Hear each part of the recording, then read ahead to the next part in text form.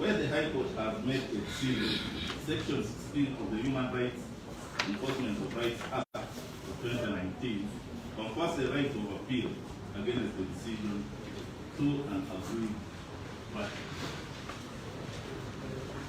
The Appellant's Counsel also submitted that the appellants had been kidnapped or abducted immediately after they had been released from bail by security forces and taken back to prison, whereupon they were brought back to another judge. They were charged and denied bail upon their application for it. He contended that had the land trial judge considered the fact that bail had been granted by another judge, he would have come to a different decision and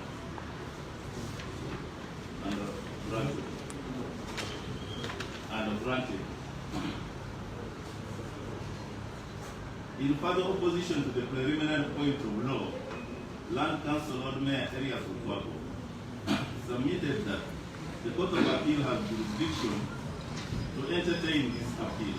He relied on Article 134 Clause 2 of the Constitution for the proposition that it created a right of appeal because this article provides that an appeal lies from decisions of the High Court as prescribed by law. He further referred courts to sections 35 and 36 of the Criminal Procedure Code, which he argued conferred a right of appeal from other orders other than the final orders of acquittal, dismissal, conviction, or sentence. He supported the submission of his land claims that proceedings with regard to bail are special proceedings, which may as well fall under Section 133 of the Trial and Elections Act, which reserves the right of appeal from special findings of the High Court. It beseeches to this court not to shut the doors of justice to the appellants who are trying to vindicate their constitutional right to bail, which have been granted and some fulfilled by payment of 20 million shillings each, which bail was cancelled or denied by the High Court in a subsequent application. We have carefully considered the submissions of counsel and read the statutory provisions and the case law provided to us. We agree with the submission that appellant jurisdiction is a breach of statute as held in the celebrated East African Court of Appeal decision in Shah against Attorney General. The East African Court of Appeal in that case interpreted a similar provision, namely Article 89 of the Constitution of the Republic of Uganda of 1967, which has since been repealed. However, this article has been reenacted under Article 134, Clause 2 of the present Constitution, which provided that an appeal lies to the court of law, the Court of Appeal. This provision further reenacted in Section 6 of the Kk Act, Chapter 13 of the Laws of Uganda. The question now is which laws prescribe the right of appeal.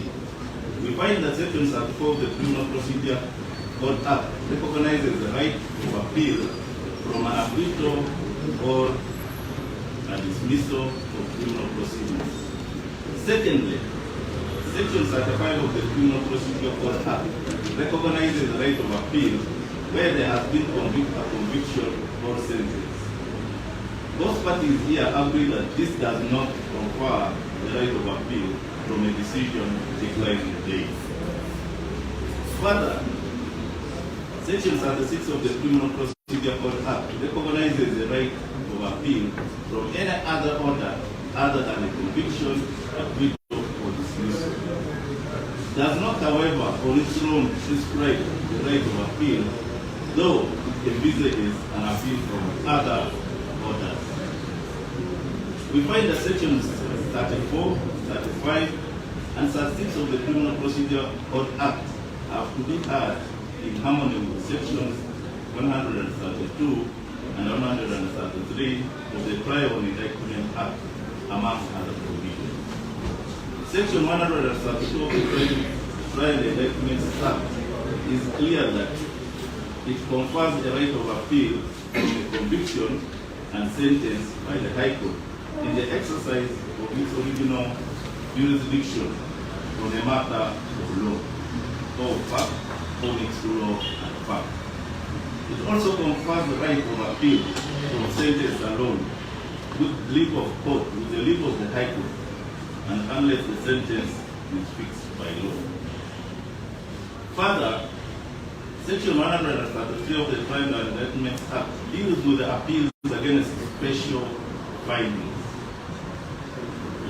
We established that a special finding is a finding under Section 48, subsection 1 of the Crime and Indictments Act, where there is a finding of not guilty by reason of insanity of the convict by the High Court. Secondly, Section 194(1) of the Penal Code Act provides for a special finding to the effect that the accused was guilty of murder but with diminished responsibility on account of abnormality of mind. We considered other sections of the Crime and Indictments Act which confer a right of appeal, such as Section 125, subsection 3, which confers the right of appeal against an order of costs issued by the High Court, and Section 126(4) of the same Act, which confers the right of appeal against an order of compensation issued by the High Court. We find that all the provisions where orders are made, where right of appeal is conferred, they are expressly provided for by the legislature, because the style the legislature has adopted is to confer a specific right of appeal from particular orders or final orders, unless it is expressly provided for. Such a right of appeal cannot be implied. We emphasize the point that appellate jurisdiction is a creature of statute. Finally, we consider Section 16 of the Human Rights Enforcement Act of 2019, which deals with the application of enforcement of fundamental rights and freedoms under Article 50 of the Constitution by a competent court. We have carefully analyzed Article 50 and the provisions of the Human Rights Enforcement Act of 2019 on the issue of application or enforcement of fundamental rights and freedoms. Article 50 envisages enforcement of fundamental rights and freedoms which have been violated or which are threatened. It does not apply to freedoms, but an enforcement of a right in the ordinary course of criminal proceedings, where the right to liberty enshrined in Article 23 is being enforced. However,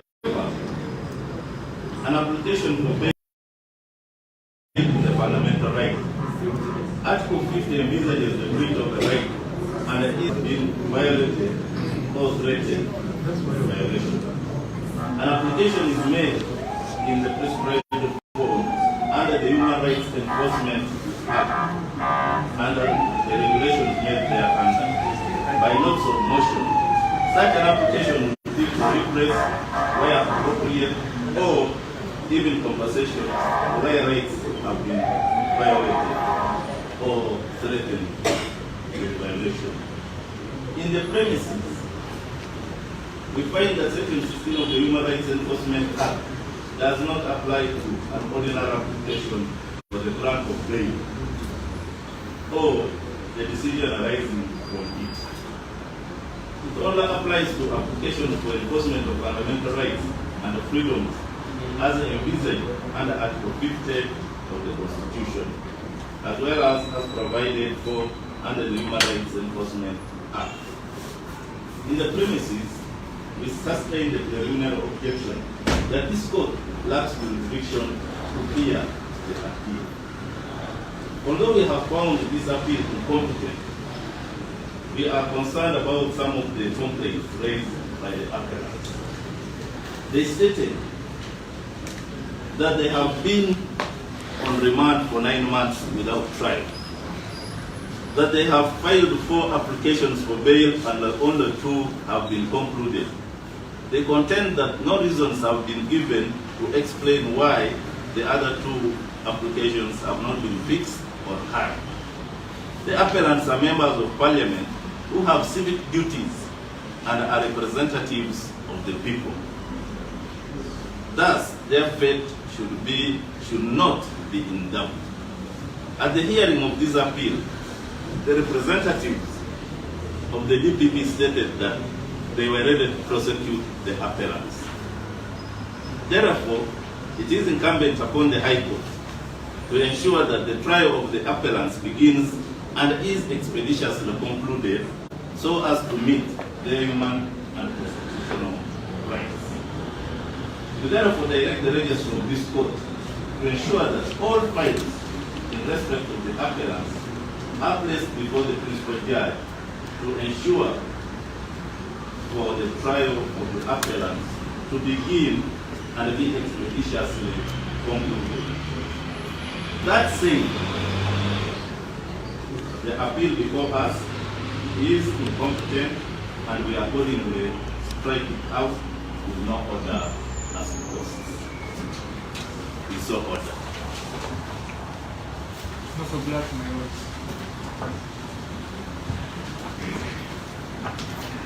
As I said, copies of the ruling will be with our registry.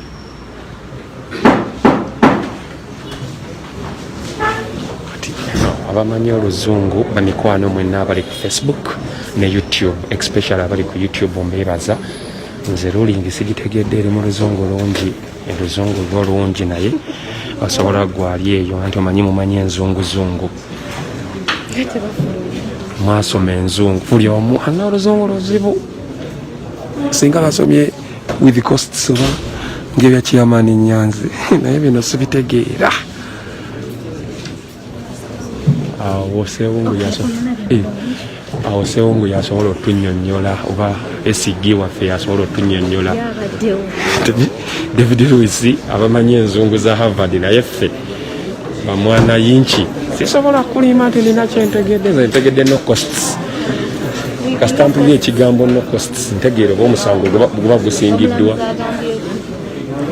Banange oluzungu lubadde lungi mwenna abali ku KI mukulembeze YouTube mbebaza n'abali ku Facebook naye nga amazima ruling sigitegedde oluzungu lungi nabo bali awo beebuuzaamu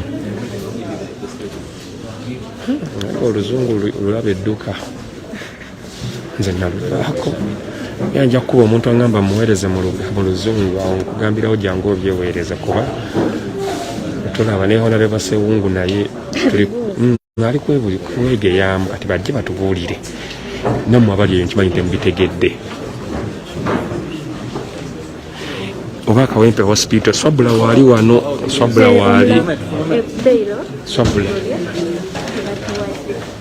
Swabula waali wano akola bakubuuza mbwe eddwaliro liri litya.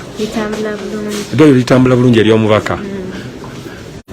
Tulinawo n'oyo bamuyita Jenokero nayambadde galubindi naye nga njagala okubuulira sitirina kyentegedde biwedde bitya. Dax mwana wa mami nze oluzungu serutegedde bulungi lubadde lungi lubaddemu obukini oba buyita bukirikiki. Sky Soldier mpozi yasobola okuŋŋamba koti Sky Soldier oluzungu olutegedde bulungi lwebayogedde.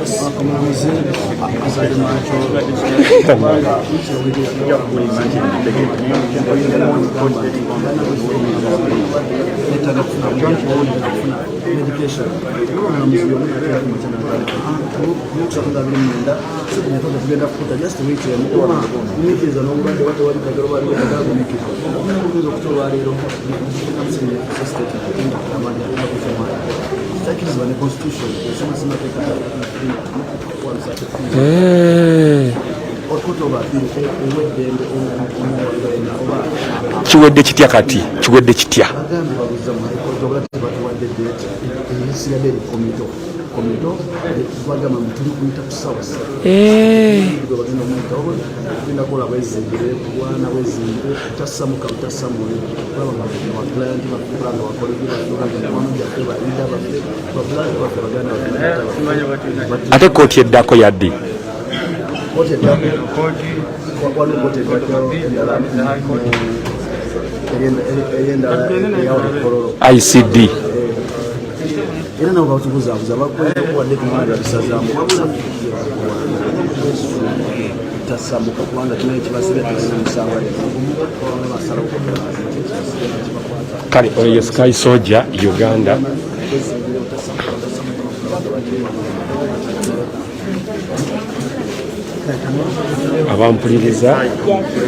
abampuliriza wano ku nsonga eno yennyini mbeebaza olw'okubeera nti mugoberera zino ensonga singa kigwa ku madaala nga ndi baweereza singa simmwe singa ffe abamutwabivaako but because mumwe mwe muli mu abasapootinga babano wano abawagizi ba people power abawagizi ba Honorable Ssegirinya webali nnyo ndowooza mubalaba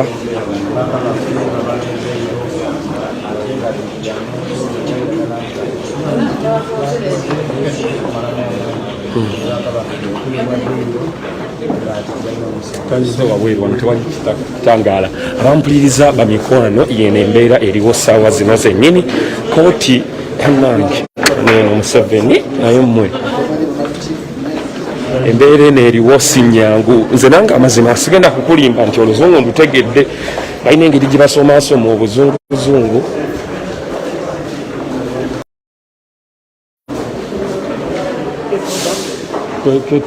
case over but English too much. Yeah, I don't know. English too much. Omupoliisi ambuuzizza court over nemugamba yes but oluzungu lungi balina engeri gye bateekamu manyi maani eggulo Honorable Ssenyonyi yakyogeddeko ababbi thugs ababbi abawedde emirimu be bano nno abaasiba obutaayitaayi abeefuula nti nno basala obuviiriviiri obwakabi ne bagira be babbi abasinga kuba balina engeri gye batulimbira mu buzunguzungu ate nze amazima bandese kuba engeri gye boogedde obuzunguzungu buno ndi ate kooti wallahi nkubuulira mpuliddemu ekigambo no costs naye amazima tebitegeerekeka balina engeri gye bateekamu obuzunguzungu kasita badda mu nzunguzungu baba batumaze era nze nkubuulira bamaze era abamanyi okubivuunula be bano wano era nze ndowooza maama simanyi oba ategedde enzungu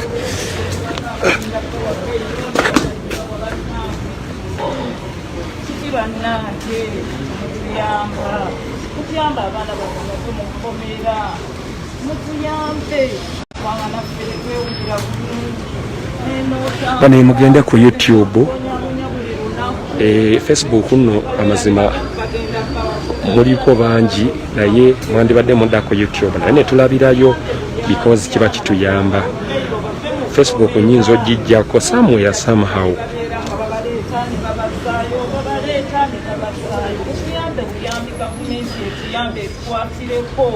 fenna tuli bazadde muzeeyo oli muzadde nawe wakeera enkya n'ozaala abaana tuyamba abaana baffe baveeyo tewali atali muzadde mwenna muli bazadde mwenna muli bazadde muhoozi oli muzadde nawe wakeera enkya n'ozaalibwa naye maama waffe Jeneti nawe tuyamba otukwatizeeko abaana baffe baveeyo lwaki abaana baffe mubasiba ebbanga eddene lyeriki ababaka abakiikirira abantu abalondebwa banaye mutuyambe abaana baffe baveeyo banaye mugende ku YouTube yiyo eriko abantu 19 mugende ku YouTube ke ayi mukulembeze official mugende ku YouTube bannange Facebook eno ngenda gijjako ate si mu bubi just njagala tulabire ku YouTube njagala tulabire ku YouTube seekana ffe tukole eno bebereremu ffenna tukole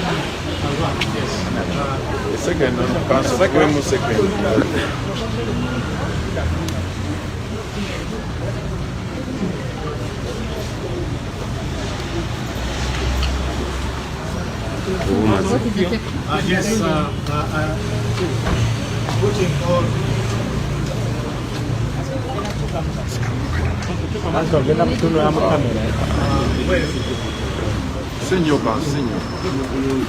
Best with the clients, the Honorable Ssegirinya, all options on the table. And it's our considered opinion that we are going to exhaust all measures within the law to ensure that the law serves its purpose, that the Constitution is given its rightful position as the one norm and supreme law of the land.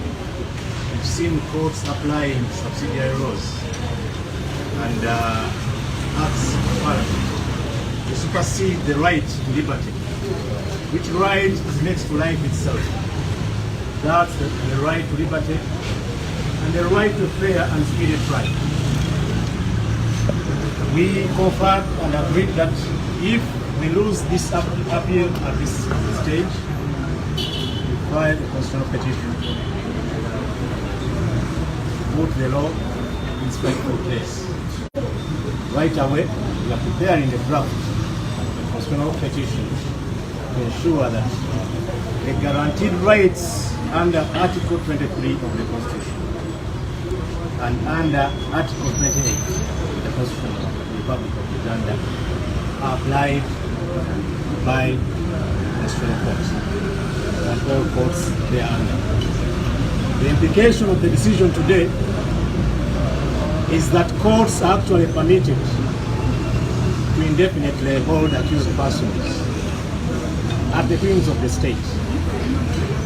I think it's not the right position of the law, and ours as lawyers and officers of court is to keep on telling the courts the right thing to do. And the right thing to do is very clear. You cannot look on when rights are being trampled by the very institutions that will protect these rights. The fair court of law, we saw bail being granted by court, and the same court taking away that bail at the hands of the state. I don't think this was the intention of the legislature. I don't think this was the intention of the framers of the Constitution of the Republic of Uganda. So we are duty bound, and we are going to ensure that we do all that is within the lawful means to ensure the honorable members of Parliament, now incarcerated, now those they are, brought justice the way we know it and the way it may be applied within the confines of the Constitution of the Republic of Uganda in 1995. We've seen the state bringing the authorities in case in court of 2003. I don't think this court should go back before the 2005 Constitution. I'm not very detailed in this regard. These are some of the issues we are going to present in the constitutional petition soon.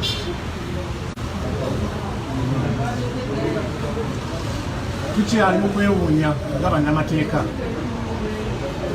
nti nno ensalawo ya leero eraga nti nno omuntu asobola okukumibwa mu kwabula muliro nga tewali nsonga.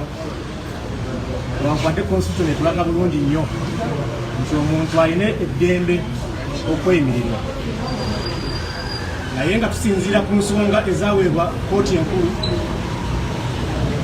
kooti eno etulaze bulungi ekirungi si kya mazima, si kya bwenkanya okukumira omuntu mu kkomera nga n'omusango gwe teguwulizibwa. Ekyo kooti eno yennyini ekyogedde. Naye bwe yandimaze okwogera ekyo, yandirabye nti nno eddembe lya speedy trial eriri mu kawaayiro ka Constitution namba 28 eryo lisinga ensala ya kooti eyajjawo bail yaleweddwa ba honorable members of Parliament. Naye bwebanga eno pano yeetiiridde obutasala musango mu mazima g'etteeka eryo nga bweryambika, tugenda kukomawo mu Constitutional Court tulabe nti neerambika kooti zonna ku ddembe eryobebange eryaweebwa Constitution nti omuntu alina eddembe okweyimirirwa bw'abanga ddala kooti ekakasa nti ajja kubaawo oba ajja kulabika mu maaso ga kooti omusango guliibwa. Naye naddala nti bwebanga gavumenti nga tafe wetumanyi tesobola kuwuliriza muntu musango mu bbanga ettono oba erisaanidde, oyo omuntu aba alina kuteebwa. Eyo constitutional command tetunula amateeka gano malala kasita constitution egamba ensonga yonna fenna ekkooti nakuba n'amateeka na Uganda fenna kiba kitubakatako kubera constitution. So tulowooza ensala ya kkooti eyasazaamu bail, ensala ya kkooti eno zonna ensala ezo tulowooza zituyobodde constitution y'eggwanga lino, era tugenda kudda constitutional court okulaba nti ensonga eyo tugirambika bulungi. Oba oli awo ekkooti esingako kwendo n'atuwuliriza constitutional court obudde butali bwawala tugenda kuba tuleeta constitutional petition eyo mu kooti. Maybe what I can add very quickly, You be the leader. It is very unfortunate that our comrade leaders who have spent over 9 months under detention have yet again been forced by this court to spend their more time over technicalities. The Constitution of Uganda provides that substantive justice shall be administered without undue regard to technicalities. Unfortunately, what we see is that court has relied on technicalities. When we came here last week for hearing, the court realized it itself, the judges say, that these people have spent 9 months under detention. The hearing of the case at trial has not yet commenced. They are members of parliament. They are now not able to serve their constituents and all that. So we expected the court to really find a solution to this kind of problem that we see. As Council Muizi here said, this decision is extremely dangerous for all of you Ugandans out there. It means that the High Court, once it refuses to give you bail, you have nowhere to go. You have nowhere to go. And General Museveni has spoken about appointing cadre judges so many times. The reason why we want always to have opportunities to go to the Court of Appeal, to go to the Constitutional Court, to the Supreme Court, is because maybe you want to get a decision from a panel of 3 people. Maybe you can find sobriety there. If it is a Court of Appeal, for example, to the Constitutional Court, 5 judges, to the Supreme Court, 7 or even more, so that you can at least get justice when you go before those courts of law. But now what court has said, you can imagine all of Ugandans know what has been going on. These were given bail by one court, asked to pay 20 million shillings, which they paid. They were immediately arrested, charged with some, an extra bogus charge, and now they've spent 9 months in detention. That is what it means for you, a Ugandan who is out there. That once the High Court declines to grant you bail, you have nowhere to run, which we think is fundamentally wrong. Yeah, because what they are saying now is that you should go back to the High Court and apply. And the Honorable Ssegirinya and Honorable Ssegirinya have applied several times. As you know, they filed 2 other applications for bail before the same court, and the court refused to entertain these matters to even fix them. So, this is a very, very, very bad day for the administration of justice in this country, and I think it must be challenged in the Constitutional Court, like he said. But most importantly, what we've always told you, comrades and countrymen, that our salvation, our redemption will come in all Ugandans realizing the need to rise up and defend ourselves from this kind of problem. Ensala ya koti lero yanaku nnyo kati koti kyetegeezezza nti High Court bwe bateekuwadde bail tosobola kwekulira nduulu mu kooti esingawo oba kooti ejulirwamu. Ekyo kibi kubanga kooti ya wansi kati nga High Court nga bwe mumanyi yawa bano ababaka baffe bail, naye amagye ne gabakwata ne gabawamba ne galeeta akasanga akalala akatono nnyo ke bakozesezza okubasiba kati emyezi 9. Ensala ya kooti eyaleero etegeeza nti High Court weba esazeewo nti tekuwadde bail oba ogenda kusigala mu kkomera ebbanga lyonna.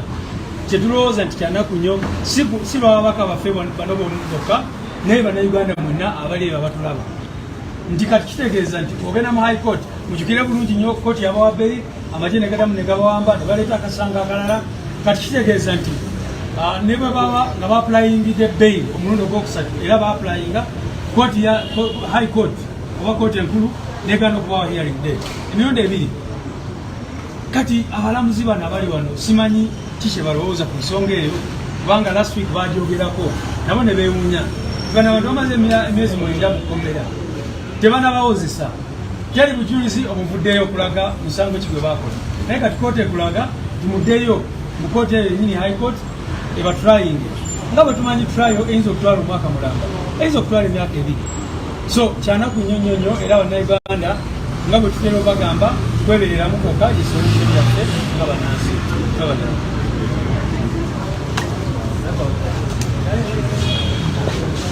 abadde esikibayogera ku nsonga nga bwe zitambudde ampuliriza mukwano ali ku KI mukulembeze nkwebaza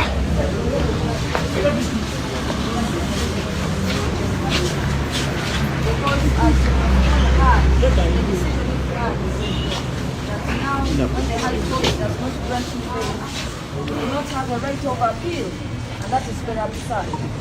The very reason why we apply to have a review about the payment because of that we wanted justice and we wanted to get a precedent which can be used by all Ugandans who have been denied bail in the High Court. But it is too bad that the Court of Appeal has decided today that if you are denied bail in the High Court, you have no right to appeal. It's really absurd. And that's why as lawyers we are doing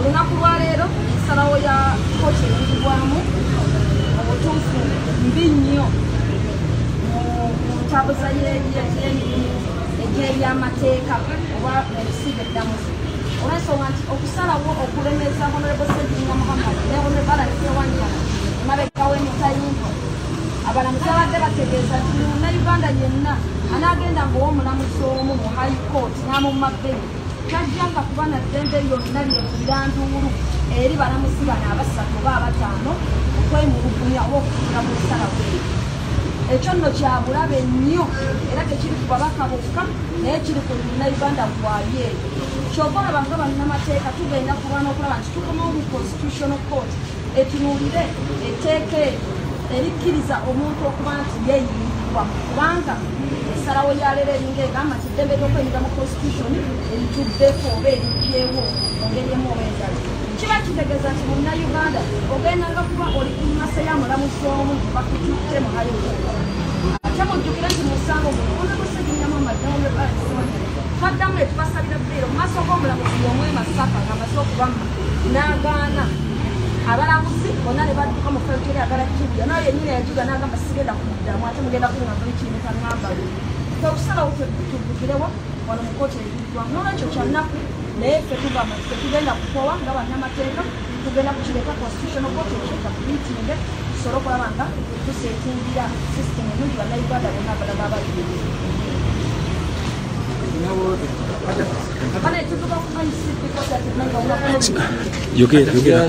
tugenda mu kooti banaga tugenda mu kooti eya ICD wano ekololo mukimanyi nti ababaka babadde balina emisango ebiri ku lunaku lumu kati wano ku court of appeal naye kati atutuka ku bagita international crimes division ate nawo tulabe ensala egenda kuyimirira etya kubanga twali tukayanya okukwata kwabwe okwali kw'amantwereka kugendera kujja sikakumira mu kkomera naga twagala ne kooti eyo kooti honorable esobola obbata okusinziira ku luli gye tugenda okufuna twasaba ebeere nga ekozesa obuyinza bwayo nayo beere nga ebatta oyo ye honorable omukyalo ow'e Kampala gwe bayita Shamimu Marende yagezaako okulaba nti ate ensonga azittanya gwe wenna aliko KI mukulembeze nkwebaza omulimu gw'okola ogwo wenna ali ku KI mukulembeze mukwano nkwebaza neera tugenda kati ku kooti ndala naye nno atuwali ateekamu ssente wallahi tukikola lwakubeera nti tuweereza abannayuganda abali mu wano n'abweru Uganda neera wobanga amazima wobanga olinayo data simugaana olw'emirimu gye tukola enamba yange eri very fine eri very simple 07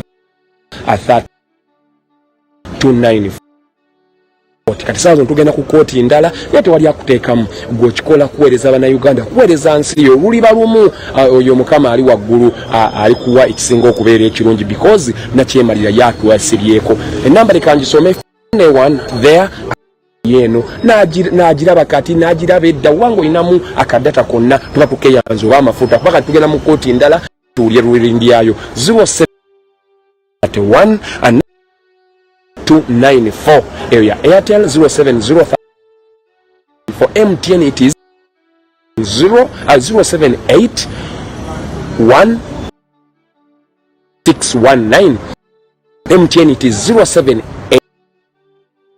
619 Shamimu Honorable Shamimu Malende omukyala owe Kampala wagambye tugenda mu kooti ndala definitely tugenda kati nja kubeera mu ensimbu kasanda bayo ka data oddamu amaanyi kastola bamu kastola baya amafuta olina kubira kasimu abaganda bafa abali wabweru we Uganda batukoledde ddala omulimu olumu batukolera ddala omulimu ogw'amaanyi bakuzaamu amaanyi nakubira kasimu na WhatsAppingako na nosigala nti at least oddamu ku maanyi n'abali mu Uganda wana abamu abakikola butwezingirira bakikola n'amaanyi n'akunoonyako siga manti ogenda kunsinkana naye akwamba Ibra kako banaye kadata akako amafuta webale kulaba Kk Tv Uganda. Get informed and updated on issues around you and the globe as well. Kk TV. Thank you for subscribing to Kk TV. Webale kulaba Kk Tv Uganda. The inspiration and the best broadcasting around town. Kk TV. The global experience. The might. The power. And all you need with Kk TV. We are your broadcasting experience.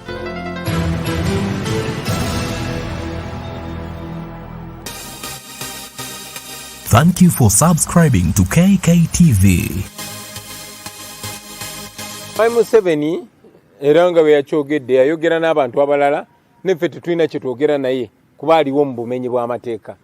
Ekyokubiri tetwetaaga kwogera naye kuba obuyinza si bubwe obuyinza bwa Bannayuganda. So tetwetaaga kwogera na Museveni.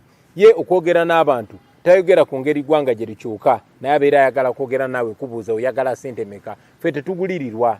Bakikola okulabisa okulaga nti tolina kyoli. You are watching Kk TV. Kikulaga nti eno gavumenti ya Museveni eriwo mu bumenyi bw'amateeka tegondera amateeka tegoberera amateeka yo ekola byeyagala. Omuntu omu yasalawo bwasalawo nti kati beera mulamu ng'obeera mulamu wasalawo nti kati beera mufu ng'obeera mufu. Mr. Update kanumbe oba bankuba bankube oba banzita banzite oba kyekigwawo kigwewo. You are watching Kk TV.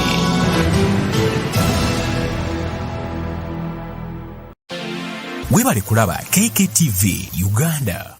The inspiration and the best broadcast.